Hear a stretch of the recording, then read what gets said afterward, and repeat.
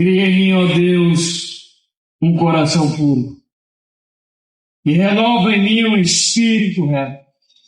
Não me lances fora da tua presença e não retires de mim o teu Espírito Santo. Torna a dar-me a alegria da tua salvação e sustém com o espírito voluntário. Queridos ouvintes, salmos são muito conhecidos, né? A maioria dos salmos da Bíblia Sagrada são lidos e cantados. Salmo 23, a maioria das pessoas sabem de cor. Salmo 91, muitas páginas estão abertas nele. Porém, os salmos são louvores. Cada salmo, na verdade, é um número. O salmo não tem capítulo. E em salmo não tem versículo, tem verso. Por quê? Porque são letras de música. E cada número que você vê aqui é um verso. É uma estrofe de uma música. Então, Davi, que foi um dos maiores compositores de salmo, decidiu escrever um salmo a Deus, que é o salmo de número 51. E do verso 1 até o verso número 12, que nós lemos aqui, Davi relata o que aconteceu com ele. Essa música que Davi compôs, ela foi composta em um período específico, ela tem um contexto, ela tem uma história, e não é qualquer história. Quem conhece Bíblia sabe em que cenário esse salmo foi composto.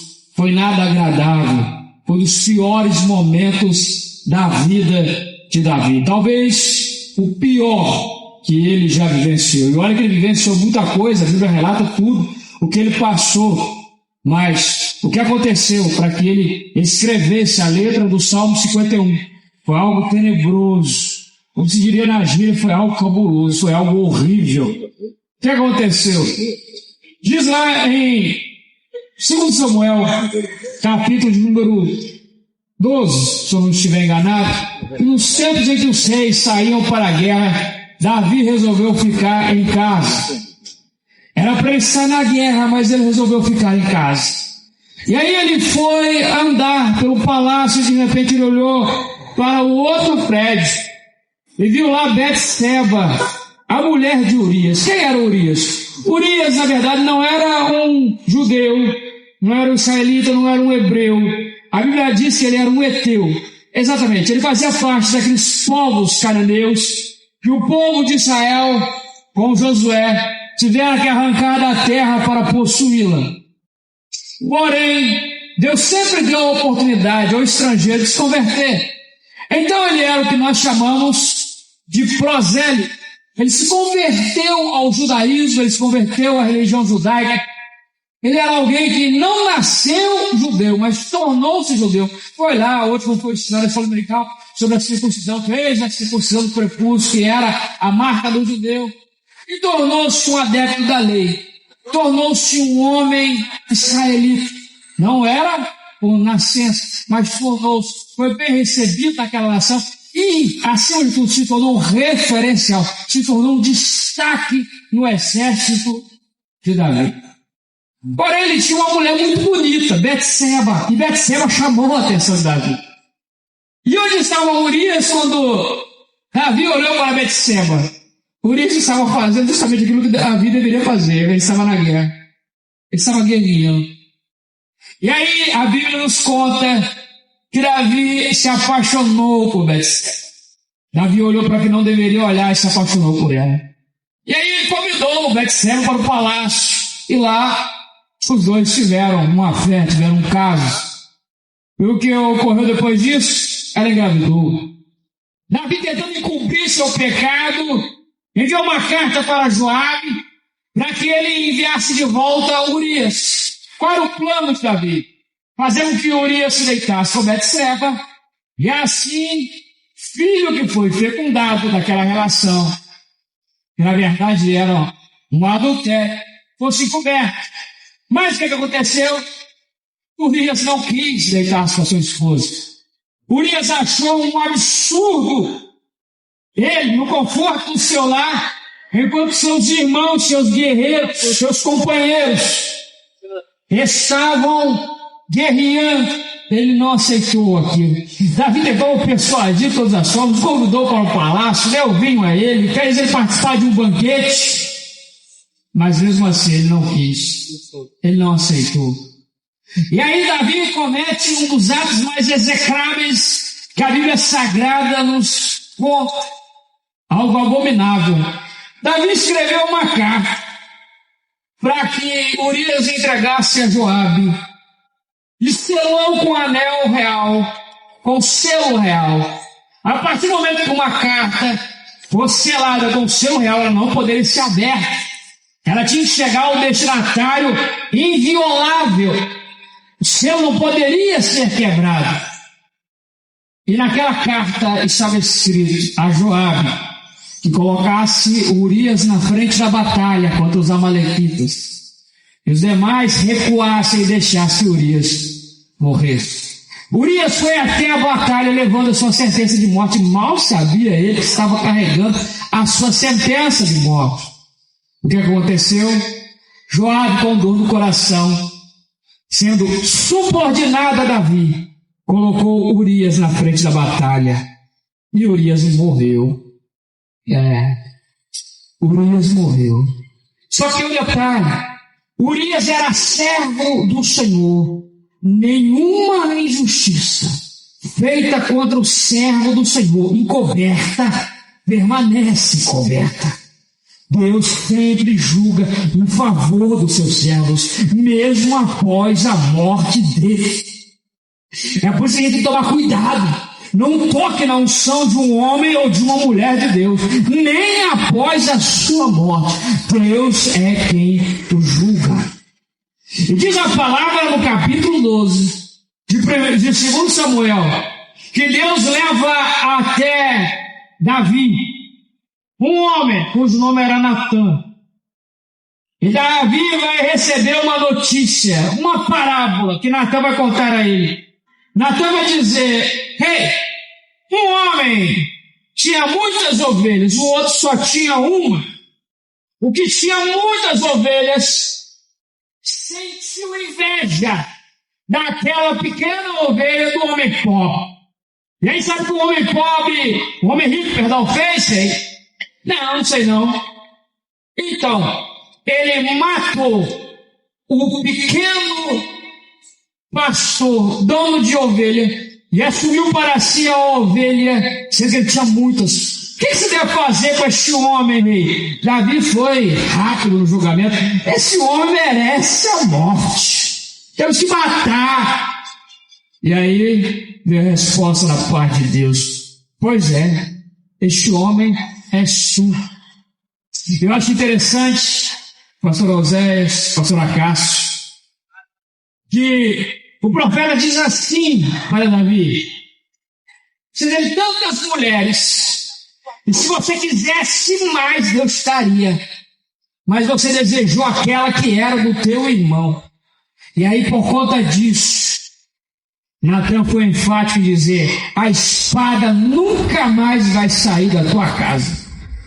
Os estudantes da Bíblia Sagrada, aqueles que me ouvem, conhecem esse texto, sabem muito bem. A família de Davi virou uma tragédia depois daquilo. Um irmão violentou a irmã, o caso de Aminon e Tamar. O outro irmão, revoltado com aquilo, Absalão, matou o irmão. Depois se voltou contra o pai. E até o final da vida de Davi, tinha irmão contra irmão. Tanto é que Adonias, que era filho de Davi, quase tomou o trono de Salomão, que era o legítimo herdeiro, de acordo com a promessa. Salomão teve que matar Adonias. Essa foi a consequência do pecado de Davi. Mas interessante acerca da história de Davi é que quando Saul foi rejeitado por Deus, Davi ainda não era rei. Eu nem sei dizer, nem precisar quantos anos tinha Davi, nem sequer se ele era nascido, eu não vou me arriscar a dizer. Está lá no capítulo 13 de 1 Samuel, versículo 14. Quando Saul foi rejeitado por Deus, Deus disse a Samuel para que entregasse um recado a Saul. Que recado era esse? Que viria outro, que ocuparia o lugar de Saul. E este homem seria segundo o coração de Deus. Mas espera aí, o homem segundo o coração de Deus cometeu essa atrocidade toda que eu falei aqui? Pois é, ele cometeu. O homem segundo o coração de Deus. Olha o nível do pecado que chegou Davi. Primeiro, desobedeceu a ordem de Deus. O texto é claro, 2 Samuel capítulo 12, versículo 1. No tempo em que os 6 saíram para a guerra, Davi ficou em casa. Era para ele estar na guerra. Já começou desobedecendo. Depois, foi andar por onde não deveria andar, porque não era para ele estar no palácio, era para ele estar no meio da guerra. E aí o que aconteceu depois disso? Se não bastasse tudo isso, cobiçou a mulher do seu próximo, deitou com a mulher do seu próximo, armou para o seu próximo, enfim, tudo que não deveria fazer, esse homem fez. Algo abominável, algo execrável, algo assim que suja a reputação de qualquer um. Imagina, o homem que é segundo o coração de Deus, cometer tantas atrocidades assim. Um homem, e o Salmo vai dizer, que Deus fala acerca dele, achei a Davi, vírgula, meu servo. Este homem era segundo o coração de Deus. Sim, este homem era segundo o coração de Deus. Aqui eu aprendo algo que é um conforto para a minha vida. Deus não nos julga segundo os nossos pecados, porque se nos julgasse segundo os nossos pecados, não escolheria ninguém. Não é os seus pecados que vão definir se você vai para o céu ou se você vai para o inferno. É como você reage depois do pecado. Porque o segredo de Davi está aqui, no salmo que ele escreveu logo após pecar. Primeiro que, quando Natan contou tudo que Davi tinha feito, porque como eu disse, Deus iria julgar em favor de Urias. As consequências do pecado de Davi vieram porque ele cometeu uma injustiça contra um servo do Senhor. E por conta disso, meu irmão, é como eu disse, Deus não te julga segundo o teu pecado, mas Ele não retira a consequência do teu pecado. Ele não retira. Se Deus nos condenasse mediante o nosso pecado, não tinha ninguém que seria salvo. Porque todos pecaram, de acordo com Romanos 3, versículo 23, e destituídos estão da glória de Deus. Romanos 6, 23 diz, e o salário do pecado é a morte. Então todos nós estaremos condenados à morte, sem exceção. Mas o que fez Davi ser um diferencial não foi a ausência de pecado, como já mostrei aqui, ele pecou e pecou feio. O que fez Davi ser diferente, o que fez Davi ser um homem segundo o coração de Deus, é que logo após o profeta ter executado a sentença, ter dito, a espada não vai se apartar da tua casa, e ainda mais, aquilo que tu fez de oculto, teu filho Absalão irá fazer com todas as suas mulheres, e fez com todas as mulheres de Davi na frente de Israel, e a nação aplaudiu aquilo. Imagina, um dos filhos dele teve uma orgia, um bacanal, com todas as amantes, com todas as concubinas do pai, na frente de Israel, e o povo aplaudiu aquilo. Por quê? Porque ele seria julgado pelo que ele fez com Urias. Mas eu não vejo em momento algum Davi se vitimizando. Eu não vejo em momento algum Davi dizendo, olha, não foi culpa minha, foi culpa de Betseba. Se ela estivesse andando daquela forma lá, não teria pecado. Eu não vejo Davi fazendo isso. Eu vejo Davi dizendo para o profeta, pequei contra o Senhor. Ponto final. Só isso. Nada mais do que isso. E aí é que ele vai escrever esse salmo.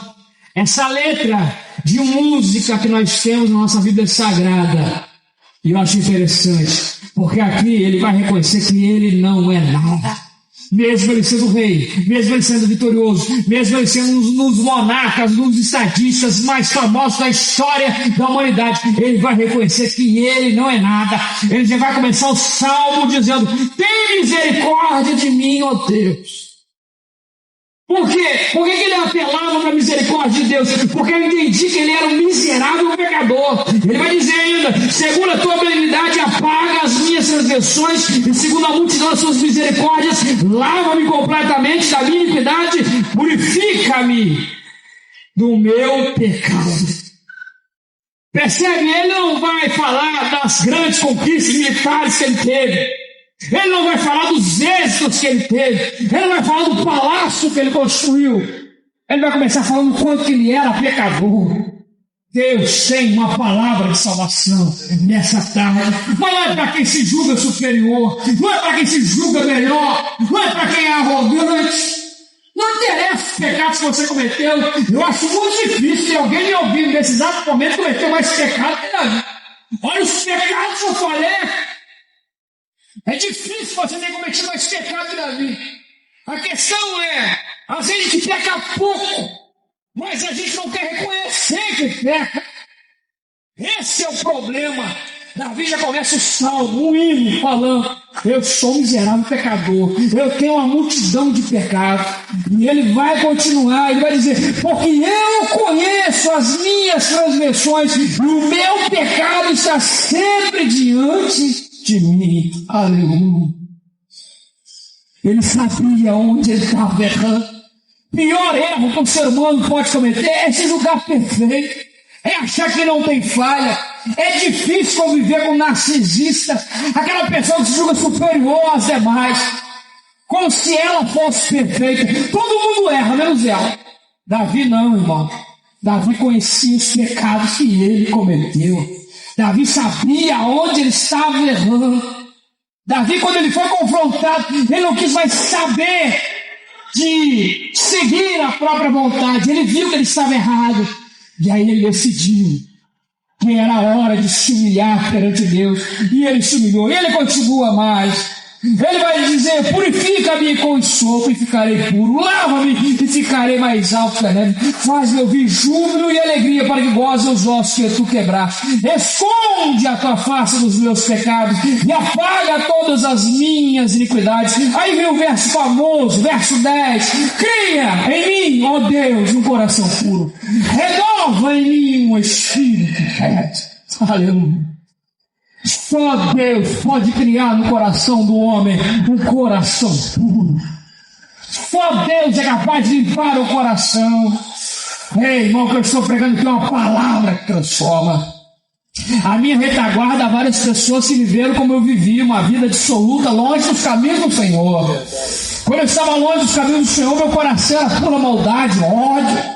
Hoje quem me faz o mal eu não consigo odiar. É impressionante, mas não é mérito meu, não. É o Senhor que criou em mim um coração puro. Aleluia. É o Senhor que renovou em mim um espírito, né? Porque se depender do meu coração, eu desejo ódio, eu desejo o mal, eu desejo a morte a quem me faz o mal. Mas quando você tem o Espírito Santo de Deus na tua vida, você não vive mergulhado no ódio. Talvez agora, nesse exato momento, o coração está gelado, frio. Você está desejando o ódio, o mal, a morte de alguma pessoa. Deixa o Espírito Santo entrar em teu coração. Deixa ele renovar o teu caminho, deixa ele renovar o teu espírito, deixa ele arrancar essa tristeza, porque não se engane não. Davi estava em depressão naquele momento, tanto é que o verso de número 11 e 12 ele diz assim: não me lances fora da tua presença e não retires de mim o teu Espírito Santo. Aí o verso 12, também igualmente famoso: torna a dar-me a alegria da tua salvação. Sustente-me com o espírito voluntário. Davi estava depressivo. Faltava nele a alegria da salvação. Davi estava necessitado de sentir de novo a alegria. Talvez é isso que esteja acontecendo contigo nesse exato momento. Teu coração já não tem mais alegria, mas isso é porque o Espírito Santo está se retirando de você. Davi sentiu que o Espírito Santo estava o abandonando. Sabe por quê? Porque o Espírito Santo é santo. Ele não habita plenamente aonde há sujeira. Ele é puro. E Ele quer te purificar, Ele quer te limpar, Ele quer arrancar toda a sujeira do teu coração, esse ódio, essa amargura, essa tristeza. Não é isso que o Espírito Santo quer para você. O Espírito Santo quer algo melhor para você. Ô irmão, um dia eu já andei depressivo. Eu já andei depressivo de uma forma que parecia que nada iria curar a minha depressão. Remédio tarja preta não curava a minha depressão. Bebedeira não curava a minha depressão. Cocaína não curava a minha depressão. Mas um dia eu senti a unção do Espírito Santo sobre a minha vida. Aquilo entrou no meu coração. Aquilo arrancou toda a tristeza. É isso que eu estou pregando nessa tarde. É o pecado que te leva para o fundo. É o pecado que te leva para a depressão.